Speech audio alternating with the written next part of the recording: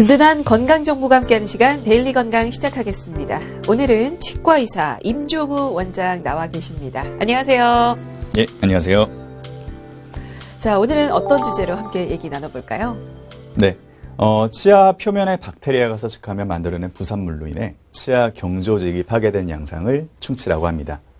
치아를 가진 모든 사람은 충치를 가지고 있을 수밖에 없습니다. 저도 예외는 아니고요. 충치 치료는 충치의 깊이, 크기, 환자의 구강 상태에 따라 치료 방법과 그 재료가 달라지는데 오늘은 그중 심미적인 효과를 노린 치료법 중심으로 알아보도록 하겠습니다. 네, 최근에 12세 이하 레진 치료에 건강보험 적용 소식이 들려오면서 이 충치 심미치료에 대한 관심이 높아지고 있는데요. 오늘 자세히 살펴보고 가도록 하겠습니다. 자, 일단은 궁금한 게요. 충치는 최대한 빨리 받아야 되는 거라고 생각을 하는데 만약에 충치 발견을 늦게 해서 좀 치료가 늦어졌다 싶으면 어떤 문제가 생길 수가 있을까요? 조기에 충치를 발견하지 못한 채 증상이 크게 나타나지 않아서 오히려 방치가 된다면은 결국 신경치료나 심하면 발치로 이어지기까지도 합니다. 따라서 특히 이제 신진대사가 활발한 10대와 20대일수록 충치의 활성도도 높기 때문에 증상이 없더라도 예방적으로 충치를 치료를 하는 것이 중요하겠습니다. 네, 발치까지 가지 않도록 소중한 우리의 치아를 잘 관리하셔야 되는데 그 방법 중에 하나가 충치를 빨리 발견해서 빨리 치료하는 것입니다. 자, 그렇다면 어떻게 충치 치료가 이루어지는지도 좀 알아볼까요? 충치에 이완된 모든 치아 조직을 걷어낸 뒤에 본래 치아의 형태를 수복해 주는 것을 충치 치료라고 하며 치과에서 이제 가장 흔히 많이 하는 진료 중에 하나입니다. 충치를 깨끗하게 제거를 한 뒤에 상황에 맞게 재료를 선택하여 화학적 접착 혹은 물리적 합착을 통해서 해당 부위를 메워주고 다시 회복을 시키는 수식으로 당일에 충치 치료가 끝날 수도 있고 충치 범위가 넓은 경우에는 본을 떠서 보철물을 제작하여 충치 치료를 마무리할 수도 있습니다. 네, 치아의 형태를 만들기 위해서 사용이 되는 그 재료의 종류도 좀 알아보겠습니다. 어떤 재료들이 사용이 됩니까? 충치의 범위가 작거나 앞니의 심미수복에 많이 사용되는 재료는 치아색을 띠는 복합 레진이라는 재료가 있습니다. 쉽게 레진이라고 보통 많이들 얘기를 하는데요. 또한 앞서서 말한 보철물 제작에 필요한 충치 치료에는 보통 골드나 지르코니아가 많이 사용이 됩니다. 그렇군요. 그러니까 뭐 지르코니아, 골드, 그러니까 금이죠. 그리고 레진 이렇게 세 가지 종류 말씀을 해주셨는데, 자, 이 중에서 어떤 종류를 선택을 할지 그 결정하는 어떤 기준이 따로 있을까요? 사실은 교과서적으로 따지자면 그 기준이 굉장히 많기는 합니다. 네. 그 또한 이제 진료 철학에 따라 가지고 의사 선생님들마다 그 기준이 약간씩 바뀔 수는 있는데요. 네. 보통 수복을 해줘야 되는 범위가 굉장히 크다. 그런 경우에는 레진이나 아말감을 선택을 하는 경우보다는 보철물 수복을 이용을 해가지고 네. 본을 뜬 뒤에 수복을 해주는 게 맞는 방법이고요. 보철물을 쓰는 경우에도 아까 전에 말씀드린 것처럼 골드가 될 수도 있고 지르코니아나 혹은 세라믹이라는 재질이 나올 수도 있는데요. 네. 요거는 심미적인 문제를 떠나가지고 만약에 치아가 약간 이를 악물거나 아니면은 밤에 이갈이가 있는 그런 악습관이 있는 분들은 네. 지르코니아나 세라믹 같은 경도가 강한 재질을 입에 넣게 되더라도 네.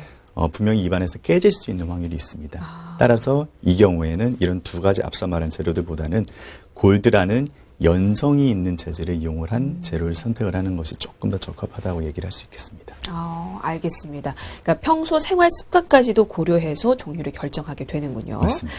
알겠습니다. 자, 그 재료의 종류 하나하나 좀 더 깊이 들여다보도록 하겠습니다.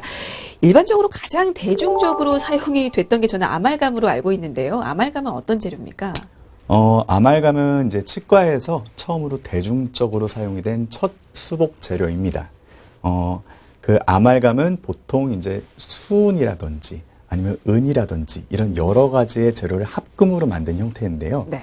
근래에는 많은 재료의 발전이 있었고 아말감 재료 자체의 물리적 한계와 수은과 관련된 위험성 등으로 인해 점점 사용이 줄어들고 있는 추세는 맞습니다. 네, 점점 사용 빈도가 줄어드는데 과거에는 가장 많이 사용하는 재료 중에 하나였습니다. 자, 이 아말감을 이용한 충치 치료는 이게 하루에는 치료가 다 끝났었죠? 네, 맞습니다. 아말감이나 아까 전에 앞서 말씀드린 복합 레진이란 재료 같은 경우에는 네. 당일에 충치를 걷어낸 다음에 걷어낸 만큼 본래의 치약을 수복을 해줘가지고 그 당일에 충치 치료가 끝나는 경우가 많습니다. 반면에 이제 그 뒤에서 말씀드렸었던 보철물이라는 거는 그날 당일에 충치를 제거를 한 경우에는 본을 떠야 되는 과정이 필수적으로 들어가야 되기 때문에 네. 당일에는 충치 치료가 끝나지 않고요. 약간 한 번 더 내원을 필요로 하긴 합니다. 그렇군요.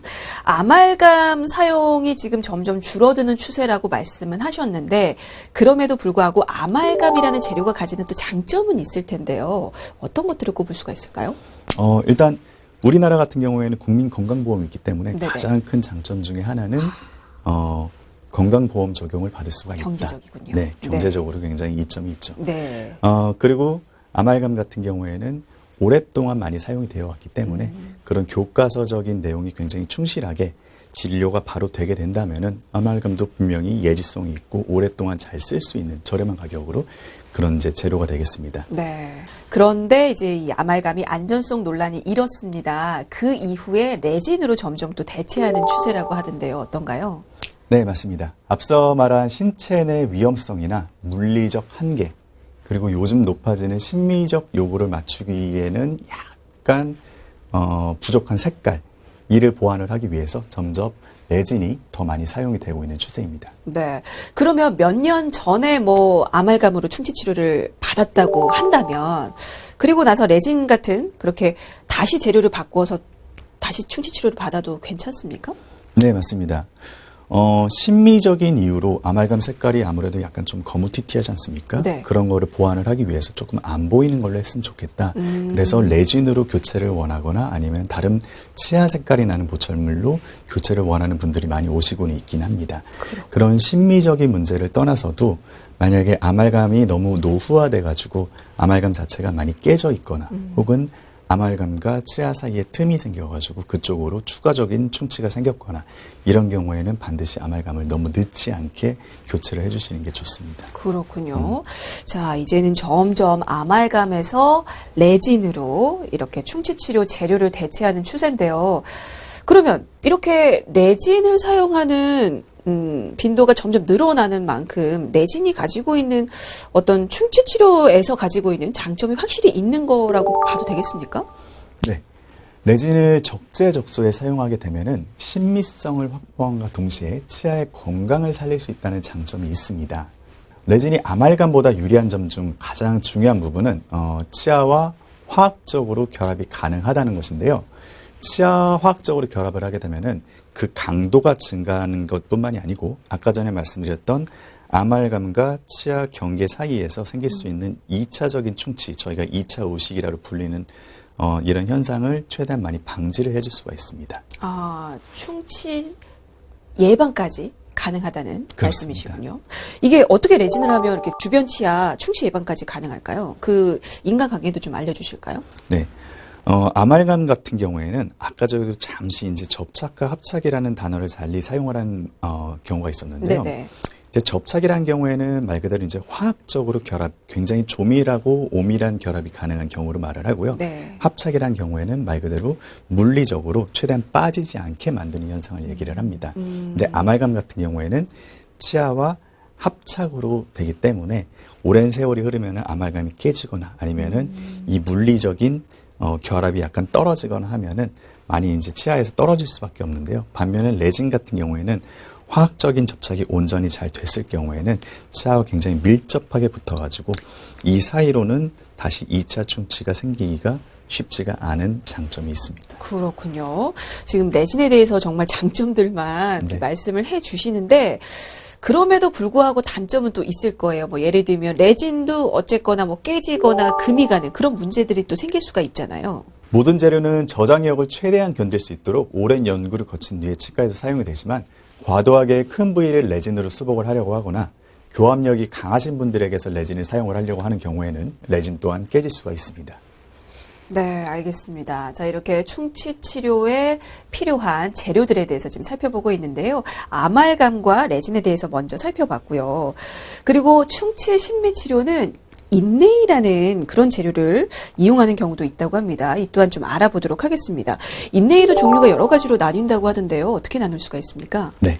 인레이도 종류가 사실 무궁무진한데요. 네. 쉽게 말하면은 금 혹은 치아 색깔이 나는 계열 이렇게 나눌 수가 있습니다. 금은 말 그대로 금이죠. 금의 조성이 그렇죠. 약간씩만 달라질 뿐이고요. 네네. 치아 색깔이 나는 종류는 이제 그 종류가 굉장히 다양한데요. 아까 앞서 말씀드렸던 복합 레진이라는 거를 쪄내가지고 그 강도를 훨씬 더 높인 다음에 치아에다가 꽂는 경우도 있고요. 혹은 세라믹이나 아까 말씀드린 지르코니아나 이런 것들을 치아의 부분 조각에 맞게 치아 조각을 만들어가지고 붙이는 경우도 있습니다. 아, 근데 인레이도 이렇게 종류가 다양한데 그 많은 종류 중에서 어떤 것을 선택해야 하나 그 결정을 내리는 데까지 어떤 기준이 또 따로 있는지도 궁금하고요. 네. 이 또한 교과서적으로 따지고 들자면 굉장히 기준이 많을 수가 있는데요. 네. 쉽게 말을 해가지고, 충치의 범위가 너무 큰 경우에는 골드를 사용을 하게 되면은 골드 주변에 남아있는 치아가 별로 없기 때문에 금 자체의 쐐기 효과가 발휘가 될 수 있습니다. 이런 경우에는 금을 선택을 하기보다는 접착이 가능한 세라믹이라든지 이런 계열을 사용을 해가지고 조금 더 치아를 보존을 해주는 게 중요를 하겠고요. 네. 반대로 아까 전에 말씀드린 것처럼 이를 악물거나 혹은 밤에 이를 갈거나 하는 이런 악습관이 있는 분들에게서는 조금 더 금 같은 연성이 있는 재질을 사용을 하는 게 유리하다고 할 수 있겠습니다. 그렇군요. 근데 이제 인레이를 사용하게 되면 이게 일종의 인공 치아를 만든다고 봐야 하는 겁니까?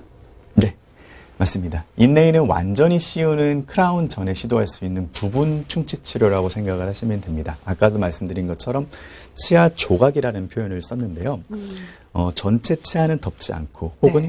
레진이나 아말감으로 수복하기에는 조금 더 큰 범위, 그 경계 사이에 있는 충치들을 수복하는데 인레이라는 치료 방법을 많이 사용을 합니다. 그러니까 크라운 씌우기 바로 전 단계에서 인레이를 네. 사용한다고 보면 되겠군요.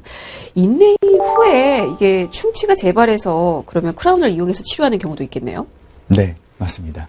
보철물도 수명이 있고 관리를 잘 해줘야 오래 사용을 하실 수 있는데요. 다시 한번 인레이를 시도를 해볼 수 있는 경우도 있지만 그렇지 않으면은 어쩔 수 없이 그 다음 단계인 크라운 치료로 넘어가야 될 정도로 치아가 많이 상해 있는 경우가 많습니다.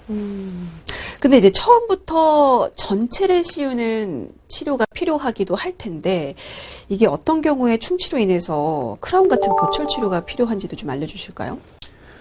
치아의 경조직이 눈에 보이는 치아의 머리 부분이 너무 많이 상해 있거나 네. 혹은 충치의 깊이나 범위가 너무 넓어가지고 안쪽에 있는 신경 조직까지 해를 입은 경우에는 신경 치료를 동반을 한 후에 약해진 치아를 온전히 회복을 시켜주기 위해서 크라운 치료로 넘어가야 되는 경우가 많습니다. 아, 그럼 필요하다면 충치 치료할 때 신경 치료까지 같이 동반해서 하겠군요. 네. 충치의 범위가 넓어가지고 이미 신경 조직이 감염이 된 경우에는 경조직 안에 있는 신경 조직 혹은 혈관 조직 같은 경우에는 거의 대부분의 경우 다시 가역적인 건강한 상태로 돌아오기가 힘든 상태가 되어버립니다. 그런 경우에는 반드시 신경 치료를 해줘야 되고요. 신경 치료 후에는 가급적이면은 크라운 치료를 동반을 해주시는 게 좋습니다. 어떻습니까? 그러면 충치 치료의 마지막은 크라운 치료라고 보면 될까요? 네, 그렇습니다. 저희가 이제 환자분들한테도 설명을 드리는 게 네. 신경 치료 혹은 크라운 치료는 온전히 본인의 치아를 살리기 위한 마지막 치료라고 보시면 됩니다. 라고 설명을 드립니다. 네. 물론 크라운이 탈이 나고 난 후에는 다시 한번 크라운 치료를 할 수는 있지만 대부분의 경우에는 크라운 치료를 했다라고 하면은 거의 대부분 이 치아에 대해서 살리기 위해서 마지막 치료를 했다고 보시면 될 것 같습니다. 알겠습니다. 자, 지금 말씀드린 치료는 사실 앞니 빼고 좀 적용을 할 수 있을 것 같은데 앞니도 얼마든지 충치가 생길 수가 있잖아요. 네. 이제 그랬을 때는 라미네이트가 또 심미치료 방법이 될 수가 있을까요? 네, 그렇습니다. 라미네이트도 사실 무작정 하면은 안 되겠죠. 네. 반면에 이제 굉장히 조금 약간의 치아의 모양이나 색깔을 변하고자 하는 경우에는 라미네이트를 사용을 해가지고 앞니의 신미성을 살리는 방법도 충분히 가능은 합니다. 네. 알겠습니다. 근데 방금 제 질문이 맞았나요? 앞니에도 혹시 이런 방법들이 다 적용이 되는 겁니까? 네, 맞습니다. 앞니 또한 이제 물론 금을 쓰지는 않죠. 약간 뭐 힙합을 하시는 분들이나 이런 경우에는 앞니에도 금이 일부러. 들어갈 수가 있겠지만 대부분의 경우에는 라미네이트 혹은 이제 뭐 도자기 재질을 사용을 해가지고 앞니를 수복을 많이 합니다. 아, 알겠습니다. 제가 질문을 하고도 약간 맞나 싶어서 다시 네. 한번 질문을 드려봤고요. 그러면 라미네이트를 하고 나서 다시 그 부분에 충치가 생기면 이건 어떻게 할 수가 있습니까? 네. 충치의 위치랑 충치의 범위에 따라 가지고 조금 달라지겠는데요. 네네. 라미네이트를 하고 라미네이트와 치아 경계 사이에서 충치가 생긴 경우가 있을 수도 있고요. 네네. 혹은 반대로 라미네이트랑 전혀 관계가 없는 부분에 또 충치가 생길 수도 있겠죠. 그런 거를 파악을 해가지고 만약에 충치의 정도가 경미하다. 그러면은 기존의 라미네이트를 걷어내고 충치를 회복을 한 다음에 다시 한번 라미네이트를 시도를 하는 방법도 가능합니다. 하지만 거의 대부분의 경우에는 라미네이트를 하고 나신 뒤에 충치가 생긴 경우에는 그 충치가 굉장히 깊은 경우가 많아가지고 라미네이트를 제거를 하고 난 뒤에는 그 다음 단계인 크라운 치료로 넘어가는 경우가 많기는 합니다. 그렇군요. 그 각 종류별로 사용 기간은 그러면 어느 정도 예상을 할 수 있겠습니까? 이것도 사실 환자분들마다 굉장히 케이스가 많이 다른데요. 네. 관리를 굉장히 잘 해주시고 아니면은 치료가 적절히 되었고 네. 또한 환자분들 또한 정기 내용 날짜에 맞춰가지고 치과를 잘 내원을 해주신 경우에는 2, 30년도 쓰시는 분들도 보았습니다. 예, 하지만 보철물의 평균 수명은 보통 10년으로 잡고요. 10년이 지나고 난 뒤에는 보통 그 이제 교체 주기가 왔기 때문에 교체를 해주셔야 되는 경우가 많습니다. 네, 알겠습니다. 뭐 20, 30년까지는 아니지만 적어도 10년은 쓰는 게 좋겠죠. 그렇기 위해서는 우리 환자분들께서 충치 치료 받고 나서 관리를 또 잘 해주셔야 하는데요. 자, 그러면 어떻게 관리를 하면 좋은지도 좀 알려주실까요? 네.